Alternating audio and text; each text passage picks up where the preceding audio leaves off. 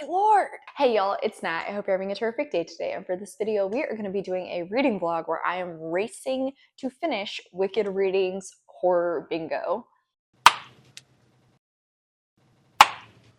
Alright, so before we get to anything bookish, make sure to hit like and subscribe down below, as well as tell me in the comments what is the last horror book that you read and loved. So I have been participating in this year-long reading challenge since last October. This is hosted by Wicked Reading, and it is a wonderful, fun, horror-based bingo board to try and get you to read more horror, more thrillers, and it's been doing exactly that, and that's great for me because I've really been wanting to pay more attention to the horror genre, and I've actually been doing really well at that. So we have until September 30th to get this done, meaning I knew I really needed to double down because I had like 5 left that I hadn't just managed to pick up in some other capacity yet. We were getting down to the wire. I needed some sort of a kick in the butt to get me moving, and what better to do that than a reading vlog? So when I first started this video, I had this many open spaces. Obviously, the goal of this video was to try and black out the board because I was so freaking close to doing that. I'm an overachiever, naturally. If I can, I really tried to make the hard mode. That has not worked across the board, unfortunately,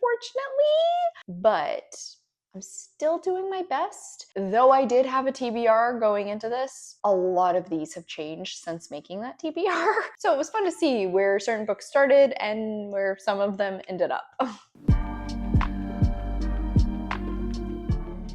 Hey y'all, so I have officially finished out Where the Dead Brides Gather by Nuzo Ono. I was not initially anticipating for this book to work for my horror bingo, but realized it actually would, technically for the satanic panic prompt, because it is a story that features the occult, and Beta's father keeps taking her to a witch doctor who does utilize different occult items in the story. So it would also work for hard mode. And like I said, unanticipated, but worked out perfectly. And going off of that, of course, because it's me, I really enjoyed the elements of the story where Beta is struggling with her faith because she's stuck in this limbo between, she knows about these more pagan beliefs, she's literally seen them with her own eyes, but then at the same time, she has been raised by her mother to practice Christianity, and so sometimes she like defaults on her Christian beliefs more so. And so I really like seeing the both of those working out together in Beta's character. Unfortunately though, I didn't really love how this book ended. I really feel like the first half of this book feels very separate from the second half. The first really has more of a focus on the supernatural and Beta taking on the identity of the Bride Sentinel, becoming this supernatural being, eventually trying to figure out like how is this gonna work for her and coming to accept that role and her abilities. But the second half of this became much more of like a family drama, which, I mean, yes, it is referenced in the synopsis, but like I just didn't really think that was going to take center stage so much in the latter half. It felt like her abilities were a driving force for the events taking place, but they weren't really integral to what was going on. That sounds really weird, but it was so strange, given the fact that we just watched all of this layout, all of this prep and setup for her to become this Bride Sentinel, and then it's like really inconsequential for most of the rest of the book. That said, there is kind of a final scene with the Bride Sentinel, and I did really like that. If anything, I would say that's probably the point where the horror elements were at their strongest. There are times in this where it's a little unsettling, it's a little creepy, but across the board, I wouldn't really label this as a horror. I don't feel like at any point the story was trying to scare me. It just, like I said, had some unsettling or creepy elements to it, but really, I'm confused as to why this is sold as a horror book. I mean, I literally picked this up at the horror section of a Barnes & Noble, but it felt more like a fantasy. The climax scene did have some gorier aspects, but that's really about it. I think, honestly, if the elements where we're back in Nigeria after she has gotten her abilities had been chopped down and maybe converted this into a novella, I may have enjoyed it more, because it just felt like things were dragging out with this whole family drama thing that I just didn't really care for. I understood why the author did that, so she could have the conclusion that she did, but I just feel like we could have done that faster, maybe laid the groundwork for that in the first half of the book a little bit more. Yeah, unfortunately, I didn't really love this as much as I was hoping, especially since I did enjoy the first half of it so much. This is like a 3, maybe a 3.5 star, but glad to have at least gotten it read, and also that it worked out for one of these prompts, unexpected. So moving to the next one, I also have started into my next book, which is going to be for the end times or near prompt, and that is The Unworthy by 𝗖cie heç𝘁𝗁𝘁.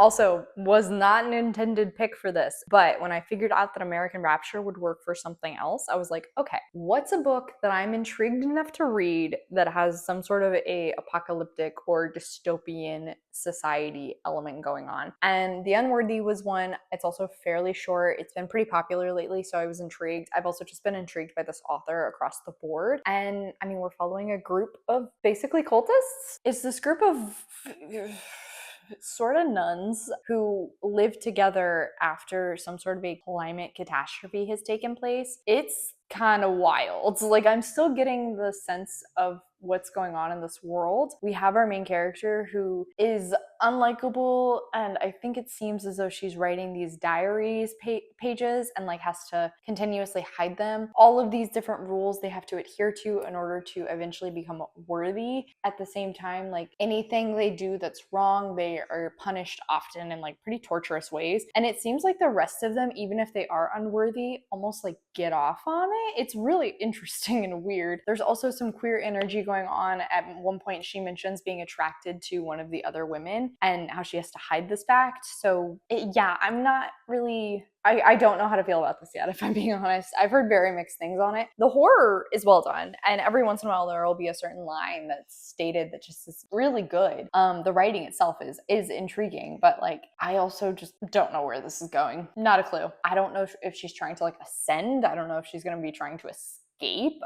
She just recently met a girl on the outside of this wall that's not the word I want, that surrounds the area they live in. And so I don't know if like maybe there's going to be a romance there. I have no clue where this is going to go. Not an idea, but I've started into this one at the very least.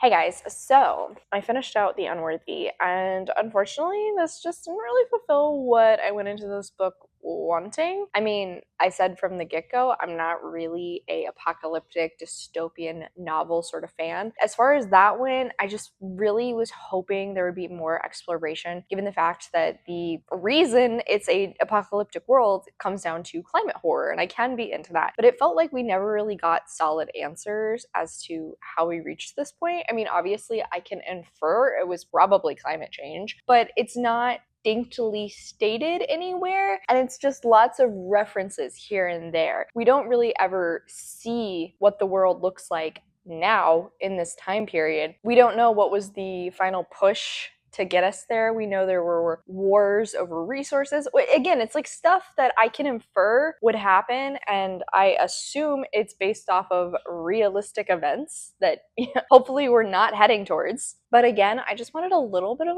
answers to kind of understand what makes the world 𝗖cie was creating here special. What exactly makes this book stand out when it comes to this dystopian society in comparison to other apocalyptic books I've read previously? We just didn't really get much of that. And then on the opposite side, the other thing I went into this wanting was the cult. I mean, I do enjoy a good cult story. I've read about many of them. Barring the very obvious elements that I feel like connect pretty much every single cult story out there, the final reveal we had at the end, which again, like, I could assume that. I'm not at all surprised to have that be revealed. I wasn't really sure, what is this cult based on? I mean, we know they have shied away from, actually shy seems too nice a word. They have seriously rejected Christianity and pushed against it, so much so that if people mention it, reference it, they literally get punished for so. What is the breakdown between the servants, the unworthy, and then those who are worthy? We kind of get an answer for like how you can ascend from being unworthy to not being worthy, whatever. we kind of do see a character go from being unworthy to worthy. It's not really clearly stated what made her reach this. What is the distinctive breakdown? They're living this life in such a way, but like, why? Do these people actually believe in any of this? Or is it literally just come down to the fact that they're reliant on this group that has resources to keep them alive, to feed them, to give them water? Is that why they're willing to put up with some of the tortures they experience? I mean, it's never really explained very well. I don't really know what their rhetoric was. I don't get what the basis of this cult is. A little bit of a breakdown in like the hierarchy, but we don't really get answers to it. Like I said, there's a lot of stuff that's dropped here and there that I can assume what that means based on all of my other experience with reading cult stories, but like, what does it actually mean here? And I think that kind of became my biggest problem with this book, is I felt like I was doing so much assuming and inferring about the world and the story. The author wasn't really telling me and taking me away with the story. And then also the main character, I never really felt super invested in her. We see how she has grown up in this hellish landscape, how she came to be a member of this group, and then obviously like what she wants to do moving forward with this group. But I mean, in my first update, I mentioned I wasn't really sure at that point. By the end of the book, we kind of do get there a little bit more. I don't know, this has a very open ending, and given how much of everything else in the book was open, it just left me really unsatisfied. I wanted some answers. Any answers. Really didn't feel like I was getting that. It didn't feel like this book dived deep enough into anything for me to really come away satisfied with the story. Yeah, so this was like a 3-star. It held my attention. I think the writing itself is actually quite good. There's some really great descriptions, some really gruesome horror. As far as the story goes, I wanted to like this more. At the very least, it completed the prompt that I needed. It unfortunately did not have an epilogue, so it would not work for the hard mode version. I knew I was gonna have a hard time with this prompt in the first place, and I was right. Hey y'all, so I have officially finished the Creepy Crawlies prompt because I read Shiver by Junji Ito, and given the fact that this is a manga story collection, I didn't really feel like I could tell you my thoughts in the middle. I don't know, I felt like I needed more time with this author's work to really have a solid idea of it in order to review this, but I did really like it. This was my first of Junji Ito's work. It was creepy. I mean, some of these were definitely very memorable, very unsettling. I think it was impressive that he did a solid job of balancing being like more psychological and unsettling versus having some truly disturbing imagery in the manga. Sometimes it was a this or that, but other times it definitely was a mix of those two and was really, really well done. Some of them are probably going to live rent-free up here. The titular title one, Shiver, very unsettling. I am also not a big fan of dolls, so the marionette chapter, also super creepy. In fact, it definitely made me think of that episode of Criminal Minds with marionettes. If you know, you know, and that episode haunts me. Yeah, thanks Junji Ito for just like reinforcing that nightmare of mine. I love it. Not. The chapter that I feel like does really encapsulate this completing the Creepy Crawlies prompt. Also super creepy. I think that was the ancestors one? Was honored ancestors, yeah. Super weird. So this does kind of feel like it's cheating a little bit because like insect horror, but it does have a creepy crawly involved in some of the stories. It has one on the cover. So for all intents and purposes, I say I completed this prompt. And at the end of this, I definitely think I will read more Junji Ito. I'm very intrigued to try one of his longer form stories like Tomi or Uzumaki. I mean, I hear lots of good things about those, but I'm also just intrigued to try some of his other short stories. And then I really am curious to see the little pieces he does about his cats, because I know he like goes one of two ways. He either does adorable or sick and disturbing. I very much appreciate that range. Really good. I totally understand why this author gets so much praise now. Hey y'all, so I have started into Empire of Wild. I am liking this. It's one of those where I guess I didn't go in knowing much about what the actual synopsis of the story was. I really just knew it was about the 𝗖cie legend of the Rougarou, which is a werewolf-like creature which has some basis in folklore that I had never heard about. So that was pretty much all I needed to know. I knew the main character's husband was missing and somehow the Rougarou was involved. So we follow our main character, and as I said, her husband has been missing now for nearing a year, and she is still understandably really upset, is still really grieving the loss of him and still actively searching him out. So one day she is hungover and ends up going to like Walmart and stumbling upon this tent where there's some sort of like a religious gathering happening, and there's a reverend who is preaching to people who will come in, and he looks just like her husband. And this kind of spurs this investigation of trying to find him, trying to bring him back, remind him of who she is, because he doesn't seem to know. Like, she is so certain this is Victor. So that alone was interesting, but I'm actually really liking this element of this battle, I guess I'll say, of religious beliefs. So our main character's family are 𝗖cie, but at the same time, a lot of them were raised Catholic. And so they have very, I guess I'll say, like a mix of beliefs, which is something I always find very interesting, is like mixing something that is known as a really common big name religion and then incorporating personal culture or background to sort of create belief system that is more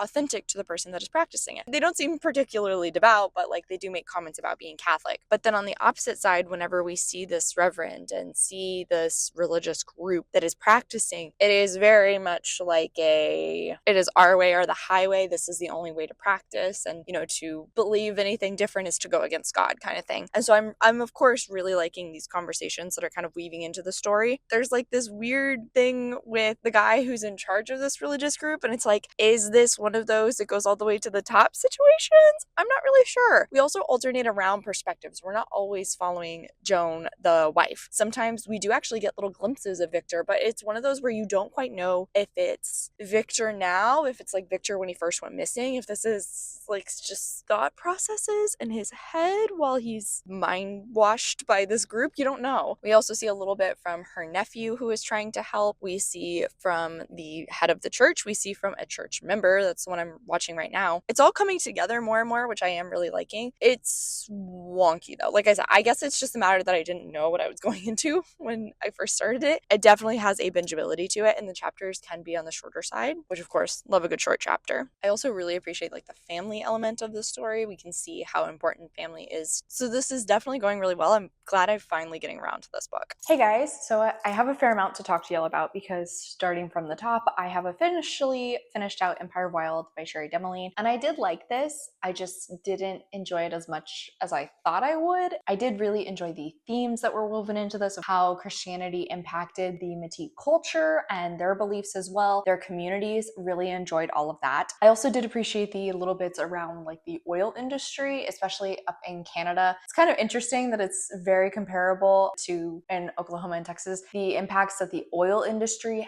has on these indigenous communities and the ties they have with their land. That was also really interesting to see here. I just kind of wish that the themes were more consistently woven into the actual plot, like they were there. When it got down to business around the real bits around the Rougarou, I just didn't feel like they were as important as I was expecting. Honestly, as intrigued as I was with this book, I didn't really end up loving what happened with the plot. I didn't really like some of the turns. The final climax kind of left me scratching my head. I also was kind of hoping that the main villain character would have been utilized a little bit more. Remember if I talked about it much in my prior update, but we alternate perspectives between Joan, Victor, and then we actually see a little bit from two of the villainous characters. There's a man and a woman. And the man, while initially introduced in this intriguing way, he just didn't really feel as well established in comparison to the female villain. The conclusion that ended up happening with all of the characters, like I said, just wasn't really satisfying to me, unfortunately. I will give it to Demeline though in terms of her writing. This is very strong. Like I said, I was intrigued throughout majority of the book. I did keep on reading, and she just like weaves together a sentence so well that truly creates the atmosphere, created the story, built up the setting so well, and again, just kept me coming back for more. I mean, the prose does everything from creating these gorgeous landscapes to diving into some really gritty and complicated emotions. I also had complicated feelings about the main character, Joan, but I think that also made her so much more enticing to follow. But no matter what, I was always rooting for her to find Victor, to finally bring him back home. So I did really like how she was used in the story. Her grief is so consuming. It really does overwhelm you at times, and again, just thought that was so impressive. I did wish that we would have seen a little bit more of Joan and Victor's relationship, however. We have the occasional flashback, we have Joan reminiscing on things, but more often than not, it felt like everything around their relationship that we saw on page are always tied back to sex. And so it didn't seem like this was an actual healthy relationship. It kind of just seemed like they were friends with benefits who happened to have gotten married. There was like one or two sweet and intimate moments, and I wish we had had more of those. As I mentioned in my prior update, I did really enjoy the emphasis on family in the story, the complexity of the relationships you can have with your family members, and it made the epilogue chapter all the more impactful. And I actually did really like that final chapter. Was again, the climax was really where I had my biggest issue with this. It turned out to be about a 3.75 star. Like I said, I did enjoy this. I just wished I would have loved it a little bit more. But it did definitely count for the cryptid prompt on this bingo board. And speaking of the bingo board, I have also started into the final book that I have, which is for something that is out of your comfort zone. Hard Mode is a repeat author. And though this book was initially actually on my TBR for a separate prompt, I ended up realizing that it would work perfectly for this one. American Rapture by CJ Lead.